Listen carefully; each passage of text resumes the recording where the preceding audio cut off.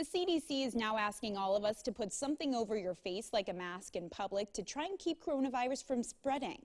As scary and unsettling as it can be to wear a mask, it's important to remember that this is one of many ways people are doing their part to help. This recommendation from the CDC to wear a mask is just that. It's a recommendation, it's not a mandate. Also, wearing a mask doesn't give you the freedom to abandon social distancing or ignore the stay-at-home orders and start running around town like nothing is going on. You're still urged to stay at home as often as possible, but if you do have to go out, you should wear a mask, and not necessarily to protect yourself, but to protect those around you.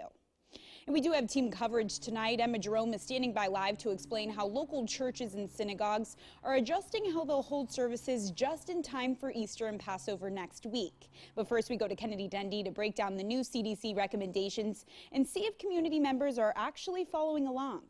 According to the CDC, you do not need to wear a mask in public places where no one is around.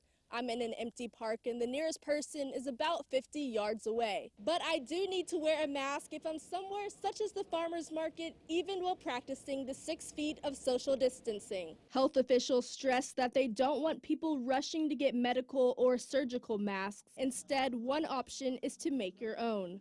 I'm going to actually try to make one that's serviceable for a few minutes so that I can go grocery shopping without worrying about it, whether I'm breathing on other people. The U.S. Surgeon General says that face coverings should be worn in public places like supermarkets where social distancing can be difficult to follow.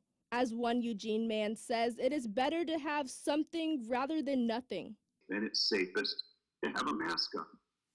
It's safest to wear gloves, to wipe things down with bleach, to know how long it can live on surfaces. It is important to keep in mind that a mask does not make you immune to catching the virus, but it is a step to prevent the spread. Instead of questioning it or being a conspiracy theorist, accept it.